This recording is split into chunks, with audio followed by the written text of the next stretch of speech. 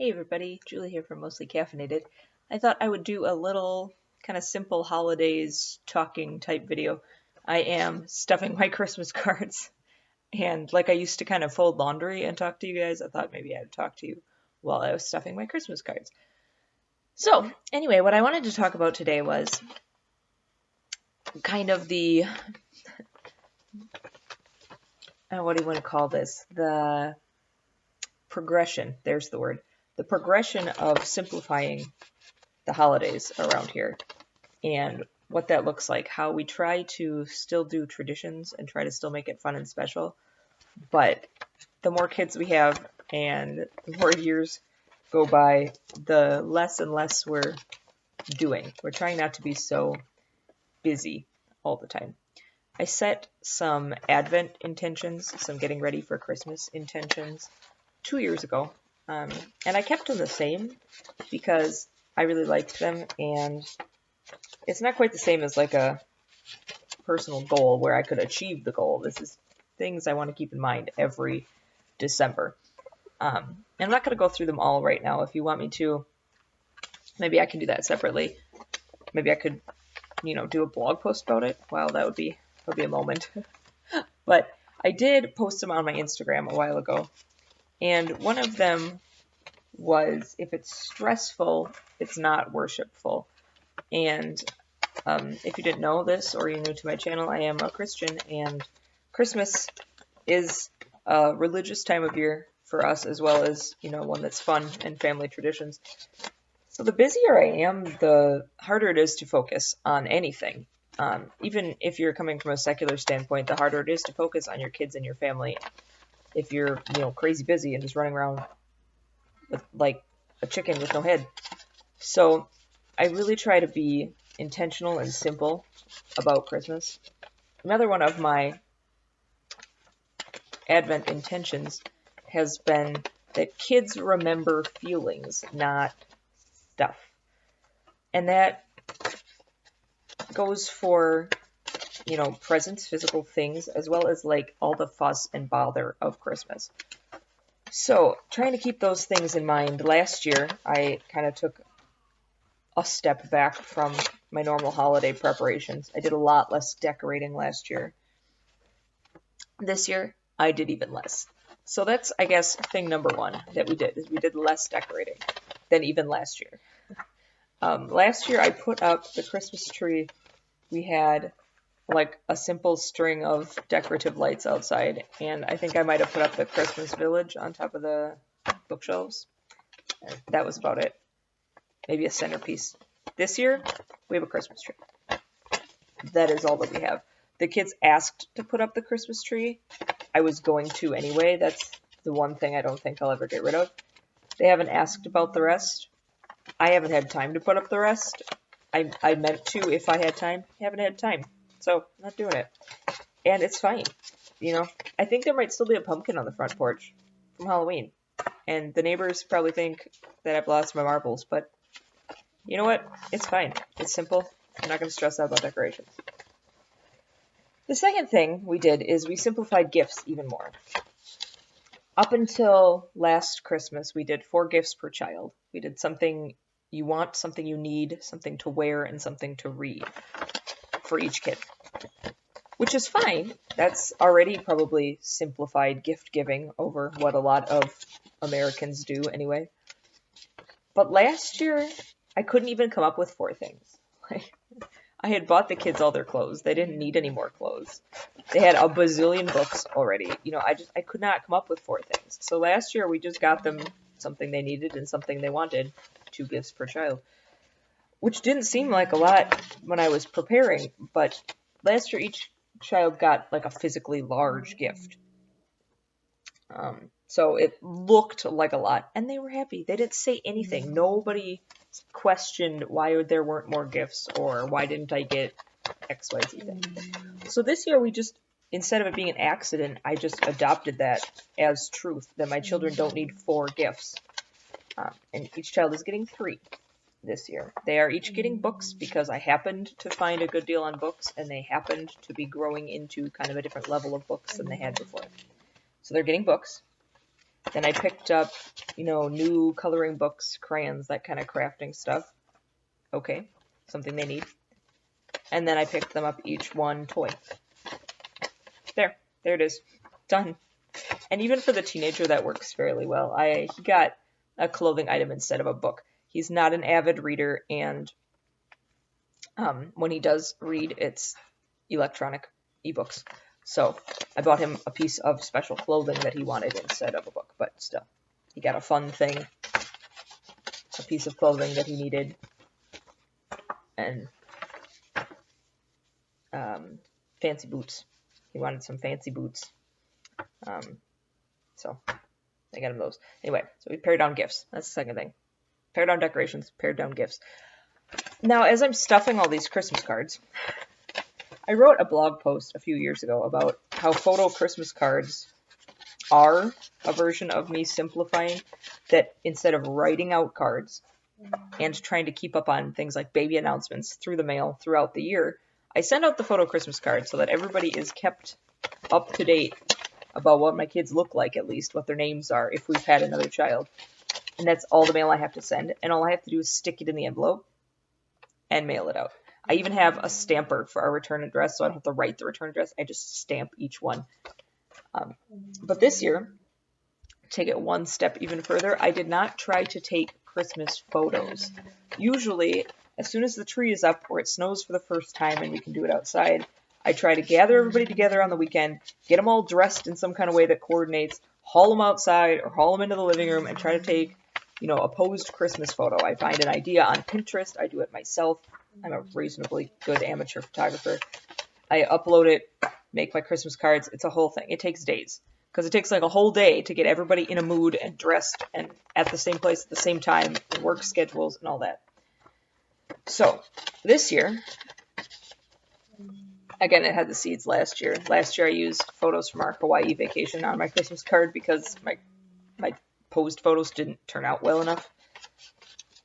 And that kind of gave me the freedom. It eased me in. This year, I didn't even try to take a Christmas card photo. I wrote it in my planner on a certain weekend that I was going to do it, and that's as much effort as I put in. I didn't try. I didn't tell the kids we were doing it. I didn't tell my husband we were doing it. I didn't make sure we had matching outfits. I didn't any of that. I sat down 2 days ago. I picked out 10 nice photos from the year. I made sure each of us was in at least one of those photos. I put them on a neutral looking card. They're all pretty neutral looking photos. Wrote Merry Christmas on the card. Made sure that my newest baby's name was real large. And that's it. Start to finish, it took me about 2 hours. I picked out the photos using my phone while I was doing other things around the house. Put them all in an album. Uploaded the album to Walmart. Sent it off to the 1 hour photo, and here we are. I don't know if in other years I will feel like that's sufficient, but this year it was lovely to not have to worry about taking that Christmas card photo. So, less decorations, fewer presents, didn't take a specifically Christmas photo, or any specific photo. These are just snapshots that I've taken with my phone throughout the year that I compiled together, and each picture is only about an inch big, so if it's not a super great quality picture, or there was a bunch of stuff in the background that needed to be cropped out, it didn't matter, because there's just a bunch of tiny pictures. I'm not flashing you the card right now, because I don't usually show all of my children and their names like that on YouTube, so that's why I'm not showing you. I'm just talking about it. So, those are some things that we've pared down. I'm paring down food and get-togethers. Now, of course I am. It's 2020. In case you're watching this in a subsequent year, it's 2020, the year where everything fell apart and we were all stuck at home. So, of course, there's fewer gatherings. I'm not missing them a whole lot. I'm gonna be honest. I've never been a huge fan of things like company Christmas parties. Parties you go to just because you work with people, or you have to go because you were invited and it's socially rude not to go. Those kind of get-togethers not happening are not bothering me. I think it would be upsetting. I would feel sad if we weren't able to get together with our, immediate families, like my parents, my in-laws, our siblings. Maybe some people still can't do that. I don't know about your situation, but our personal situation, we are able to gather with those people. The people who are not able to isolate, the people in our families who work, have all had COVID recently, including us. So we're not going to infect each other with something because we're still in our 90-day immunity window. And the rest of the family, the people who haven't had them, are retired or they work from home. They're isolated always.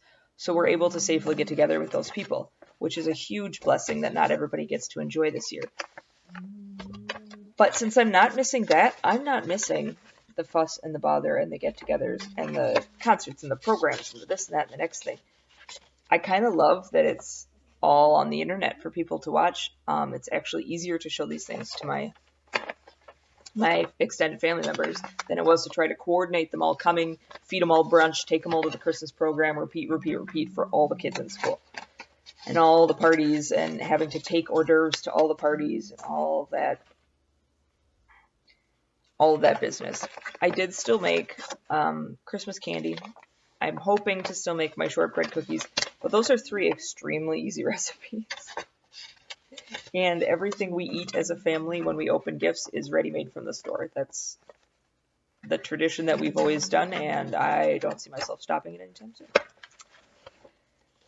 So, pared down the decorations, pared down the gifts, didn't take a Christmas card photo, less get-togethers, and I don't think I will try real hard to get them back when it's not 2020 anymore. I hope that when I share with you how simple my holidays are, how small we do things, that what you get from that is the idea that it's a perfectly acceptable way to do your holiday. I saw a really cool, is it a meme? I don't know, I'm too old for this. A cool picture on social media the other day. It was a picture of the manger, and it said, "The first Christmas was simple. It's okay if yours is too." And I already did simple holidays, but I felt like that just kind of gave me an extra little oomph that, yes, this is acceptable. My kids have never complained about the simplicity of our holidays. They've never asked, why do other kids have this and we don't have this? Why didn't we get more presents? What about Santa? We don't do Santa, by the way. They've never asked that. They've never asked, why do we open presents on a different day than Christmas? Because I don't want to do 16 things on one day. They've never asked, why do we wear the same Christmas outfit for our Christmas program and for Christmas Day church and, for Christmas parties? Why do we only have one Christmas outfit? They've never asked that. This is the way we've always done things. But even if it's not the way you've always done things, if you've been really lavish before, if you've been very blessed and had a lot of luxury and a lot of excess on Christmas, if you want to change it, change it. They might miss it, but they're not truly harmed by lessening the stuff and the fuss and the bother. Especially this year, I feel like it's a great time to continue whatever simplicity and at home and family focus that you've had. If you've been downsizing during the year, by all means, do not replace all that stuff just because it's Christmas and you want to open. If you've been staying at home and trying to do family game nights or really connect with your kids and your spouse, keep doing that. Maybe choose a special game to play as part of your Christmas celebrations instead of being able to go out. Maybe buy a new board game as a Christmas gift for the whole family and then play it after you open presents. There are simple family bonding ways to make the holiday special. When do you all sit down in the living room on the floor in your pajamas, make a giant mess, and then play a game and eat treats? That's probably not a normal occurrence. It can be a Christmas occurrence. And it's not a lot of fuss. It's not a lot of work and stress. If it's stressful, if what your kids take away from the year is my mom spends the entire month of December running around like nuts with a short temper and no time for me, and then we get to Christmas and I get a lot of presents, I guess, that's not better.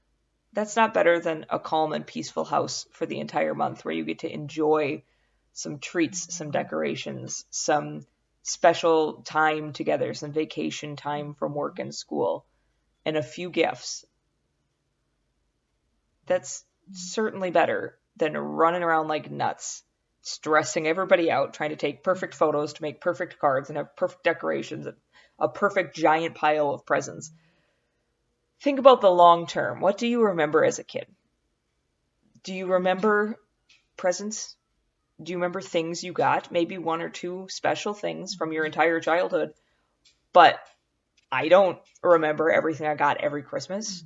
I don't remember how many gifts were under the tree. I have no idea. I remember a few really special things that I played with for a long time, or that I specifically asked for when I was older. But I don't remember those other things. I just remember the smells and the music and the fun treats that my mom would cook with us. And, family getting together. That's what I remember and what I hope to recreate here. So I hope that maybe this gives you a few ideas of areas you could cut back in, or justification for you cutting back. If your kids say, Mom, why are we doing Christmas so simple? Show my video if you want to. Say, hey, this stranger on the internet told me to. She said it's good for you. I'm okay with that. I've been a teacher and a mom for enough years that I'm used to taking the fallout for kids complaining, and that's totally fine. You can blame me if you want to. Say, Julie on the internet said to do it this way. But I hope you're having a restful holiday season. Hope you have lots of time with your family, lots of love and joy around you, and really dig into your simple celebrations. Really hunker down in the winter and use this as an opportunity for your religious worship, for your family time, for your calm feelings, and let the rest of it go. I'll see you later. Bye.